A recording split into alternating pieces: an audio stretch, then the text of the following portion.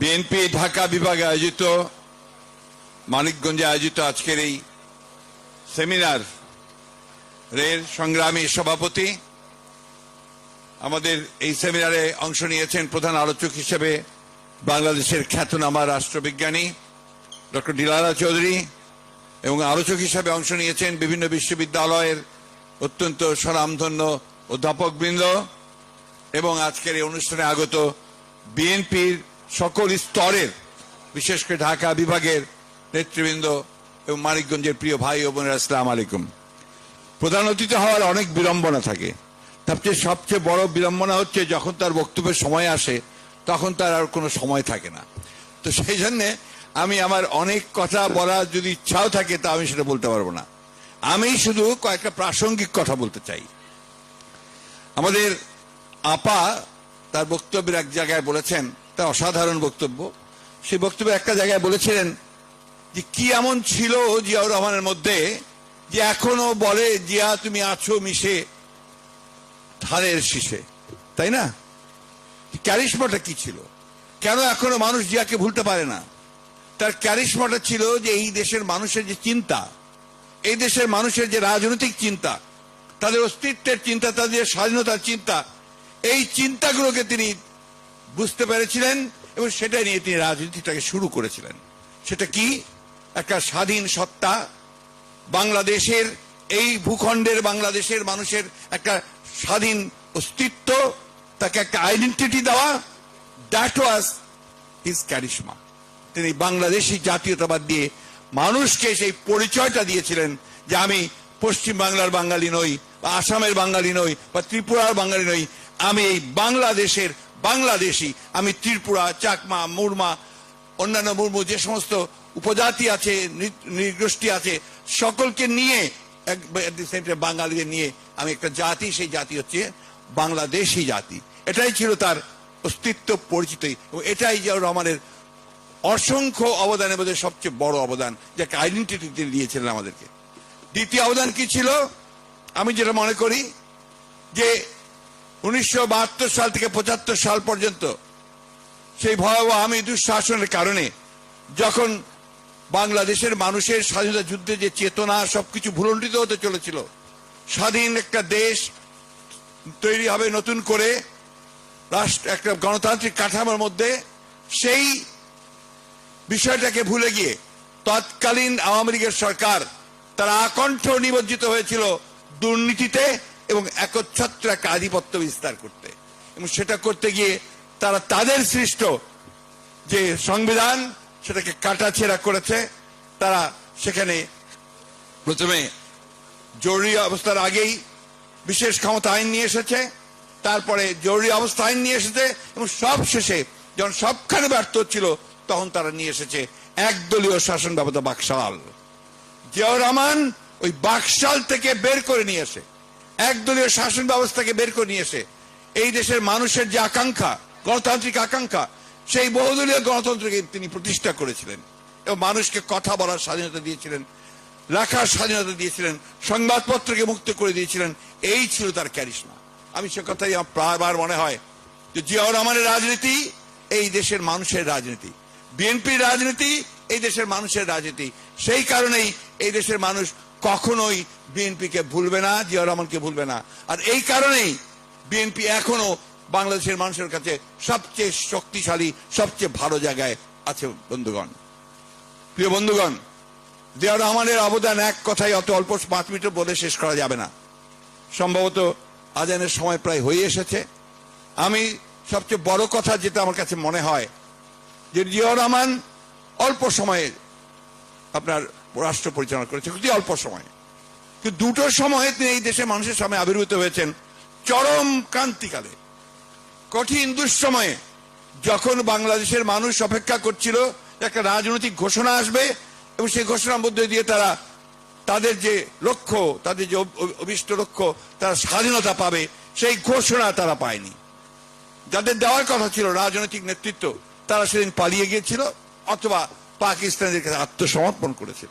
কিন্তু শহীদ প্রেসিডেন্ট জিয়াউর রহমান, যাকে কেউ চিনতাম না আমরা, আমি সেই মানুষদের মধ্যে একজন, যারা 26শে মার্চ রাত্রে আমি নিজের কানে শুনেছি শহীদ জিয়ার সেই ভাষণ ঘোষণা যে I major Zia declaring independence of Bangladesh, I revolt, এই কথাটা আমি নিজে শুনেছি।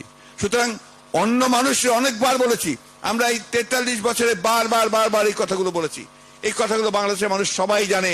এটা নিয়ে আমি কোনো বিতর্কেও যেতে চাই না যে শহীদ জিয়াই স্বাধীনতার ঘোষক, শহীদ জিয়াই মুক্তিযুদ্ধের ঘোষণা করেছিলেন, সেটা ধ্রুব সত্য।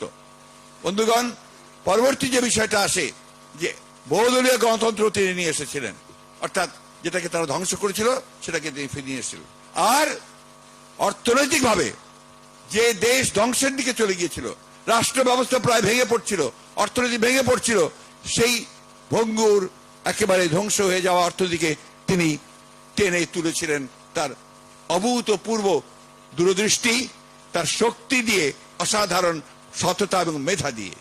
শহীদ প্রেসিডেন্ট জিয়াউর রহমান এই অর্থনীতিকে, একটা বদ্ধ অর্থনীতিকে, সেই ভ্রান্ত ধারণার সমাজতন্ত্রকে তিনি দূর করে দিয়ে তিনি সেখানে মিশ্র অর্থনীতি এবং মুক্তবাজার অর্থনীতির আপনার বিষয়টাকে সামনে নিয়ে এসেছিলেন।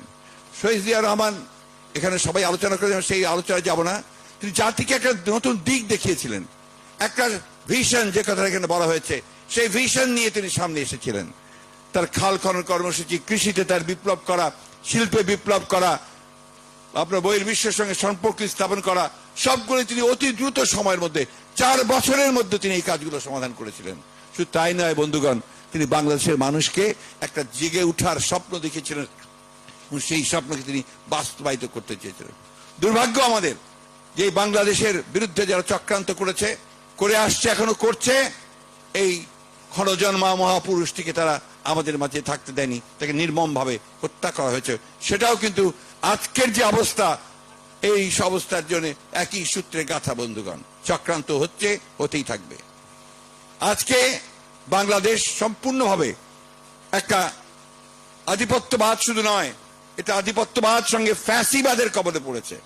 যারা আজকে বাংলাদেশকে শাসন করছে, এদের সঙ্গে জনগণের কোনো সম্পর্ক নেই, এরা জনগণ থেকে সম্পূর্ণ বিচ্ছিন্ন। তাই আজকে তারা এই নির্বাচনকে বাদ দিয়ে তারা তাদের মতো করে সেই নির্বাচন করছে, যে নির্বাচন জনগণ 7 তারিখে বর্জন করেছে, কেউ ভোট কেন্দ্রে যায়নি। এখন আমার নিঃসন্দেহে আমাদের সামনে আজকে আরো একটা কঠিন সময় এসেছে।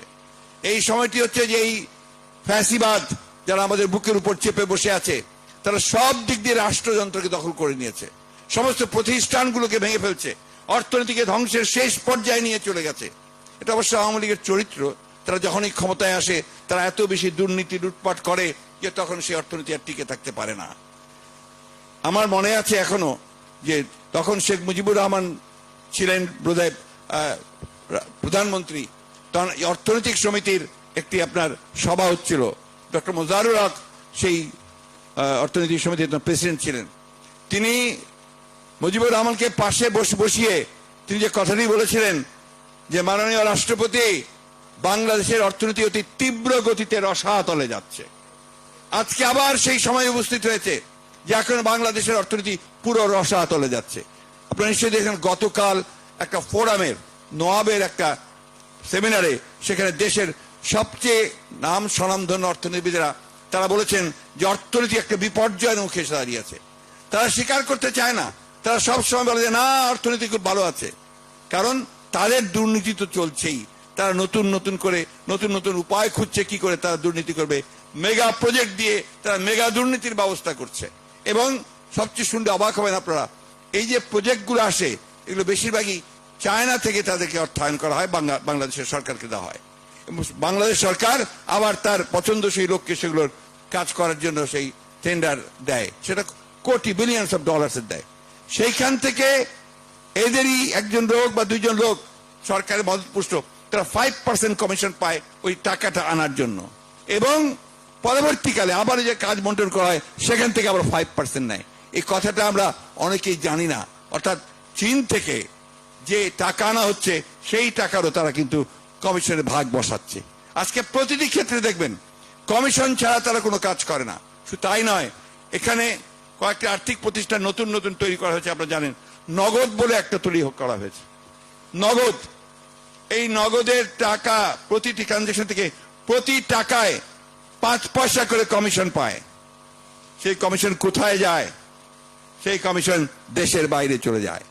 আমি কারো নাম বলতে চাই না, কিন্তু এই টাকাও দেশের বাইরে বিশেষ কোনো ব্যক্তির খাতে চলে যায়।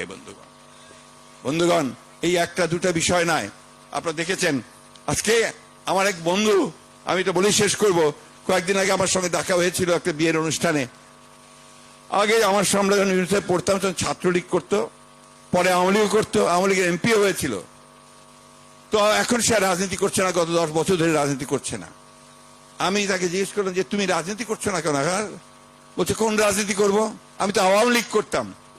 এখন তো আওয়ামী লীগ আর সেই আওয়ামী লীগ নাই, এটা হচ্ছে আজিজ আর বেনজিরের আওয়ামী লীগ। এবং ঘটনা তাই, এখন আর আওয়ামী লীগ কোন রাজনৈতিক প্রতিষ্ঠান নয়, তারা চরমভাবে ব্যাংকরাপ্ট হয়ে গেছে, তারা দেউলিয়া হয়ে গেছে।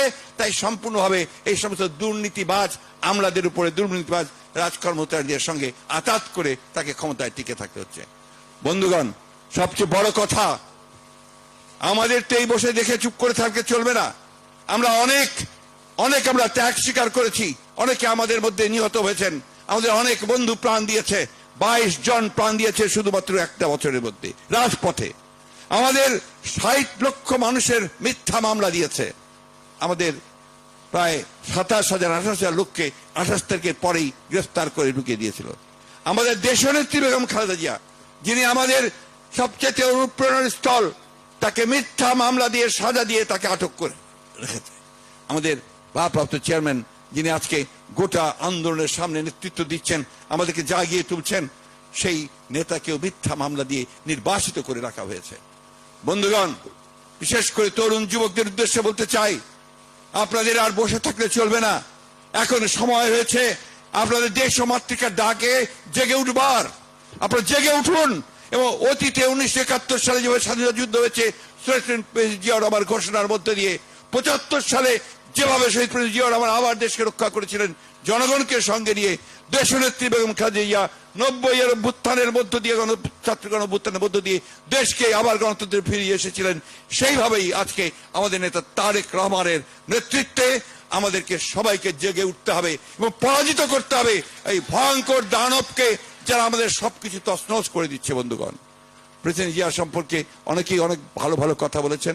আমার একটি প্রস্তাব আছে, চেয়ারম্যান সাহেব আছেন এখানে, যে আমরা এই যে যারাতে বক্তব্যগুলো ডাকলেন, এই পেপারগুলো আমরা সংগ্রহ করি, ছোট ছোট বুকলেট করে আমরা আমাদের তরুণদের কাছে, আমাদের ছাত্র দলের কাছে, যুব দলের কাছে পাঠিয়ে দেই।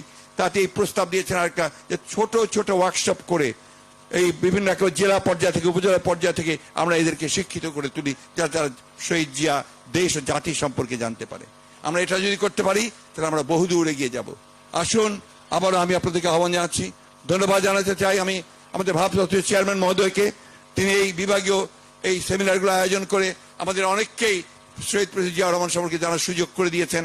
আমি ধন্যবাদ জানাতে চাই আজকের আলোচক বৃন্দকে, আপনাদেরকে যারা এখানে আপনারা এই অংশ নিয়েছেন। ধন্যবাদ জানাতে চাই আমরা আমাদের রীতা আপাকে, যিনি সত্যিকার অর্থেই একজন সৃজনশীল নেত্রী। আমি মনে করি আজকের এই আয়োজন সেটাই প্রমাণ করে যে কত সুন্দরভাবে এই আয়োজনটা করেছেন। আমরা তাকেও ধন্যবাদ জানাই চেয়ারম্যান মহোদয়কে, যিনি এখানে এসে আমাদের সকলকে অনুপ্রাণিত করেছেন।